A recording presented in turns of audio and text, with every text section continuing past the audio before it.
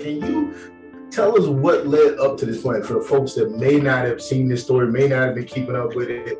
Like, give us the short 3-minute version of how we're here today. A young girl came into a facility that I work at, and at this facility, she reported that over time, she reported that she had been sexually abused and sold since she was 5 years old. Ms. Porter had filed complaint after complaint after complaint after complaint after complaint. And I keep saying complaint because it was about 12 of them, right, Ms. Porter? Yeah. About 12 of these complaints that went unanswered by DCFS. Ms. Porter was told a lot of different things, but it wasn't until she decided that she was going to just come on a platform with NAACP president and let everybody know that was happening, that arrest started last week in the supposed ring. This is telling us where we value the lives of women and the lives of little Black girls. We want to hear from Care Bear here for a second. And Care Bear ain't her real name for all of y'all that out there that need to be correct on everything. We're protecting her identity here. So that no harm is brought to her. So you will not see her face. You will not know her real name. We're gonna call her Care Bear here today. Very innocent growing up. I never had any problems until the age of 6. My mother was killed, and I went to live with an aunt. While I was with my aunt, she was secretly on some really bad drugs and things, and she was very abusive.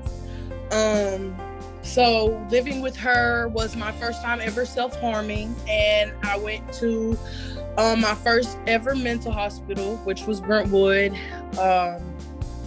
I stayed there for 7 days. They were supposed to discharge me. We called my aunt, and she was supposed to come get me. She told them that she would be there. Waited and waited and waited. She never came. So with that being said, that's like abandoning your child. So that's when my first ever encounter with DCFS happened, was when I was there, because she left me there. So they kept moving me. They moved me for a good 2 years. And then I was 13 at the time. They placed me at a place called Methodist Children's Home, and we ran away. And as we were walking down the road, we ran into a guy, and the guy was like asking us what was going on and stuff like that. And of course, we didn't want to go back to Methodist Children's Home, so we told him that we had got put out of our home. And so he was like, well, y'all can come with me. He was like, it's not my house, but you can come over here and chill and, do stuff. So the girls that I was with, they were older than me. So how old were you, Care Bear, at the time? They were 16 and 17, fixing to be 18. And how old were you, Care Bear? 13 at the time. 13. They took us to this dead-end road. There was a house there, and there was a camper that was sitting outside of the house. I stayed there for about 3 days, thinking that it was normal. I'm thinking that it was normal. I'm 13. This is my first time ever running away. So I'm thinking, okay, this is our new home. This is where we're supposed to stay now, And one morning we all woke up, and the 2 girls that I was with, they were like, well, we're going to go to the store. We'll be back. So I'm 13, I'm innocent. I'm thinking, okay, well, they're coming back. They'll, they're not going to just leave me here. They'll be back. And while they were gone, there was a number of 6 people in the home, in the camper. And they were all men, grown men, like way beyond grown. They pretty much sexually abused me or raped me, however you would prefer to say it, and just left me there. Okay, Bear, let me go back a second, Care Bear. You were at the facility with these other older girls, right? Yes, sir. You ran away with those girls. They took you to these guys' camper, right? Yes, sir. And when they left and said they were going to the store, the guys began to essentially sexually assault you. And where did you find those girls at once you got back to the facility? I found those girls walking back to the facility because I got picked up in a cop car, and the bringing me back to Methodist. And as we were riding down the road to go back to Methodist, I saw the two girls walking back towards the facility as we were driving back to the facility. So let me break this down. Two girls lured you to this guy's trailer that was a little bit older. Said they were going to the store, went back to the facility. So draw your conclusions there, right? Went back to the facility where you found them at. What happened while you were in that camp? They pretty much took advantage of me. I didn't consent to any of it. I had never in my life had sex before. I had never in my life, known anything about this stuff because, I'm at a young age. 13-year-olds don't normally just sit around and do stuff like that, So, Carabelle, you reported this to somebody. What happened? I reported this to the Methodist Children's Home when I went back, and they took me to the hospital. They did a rape kit on me, and they sent me back to the facility. I talked to a detective multiple times and was telling them everything that was going on and everything that had happened, telling them the same story I just told y'all. And the detective told me to be safe.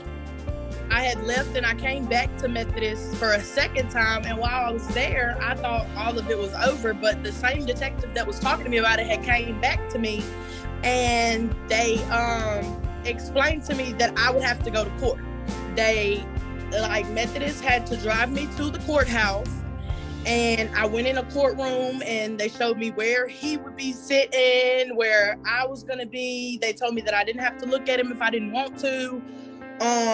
Just explain to me that I didn't have to be fearful to be in court, that I would have to testify. And I prepared myself for that, and I never went to court. So they told you that they were going to have to bring you to court to testify that this was the man so that they could put him behind bars. That court they never came.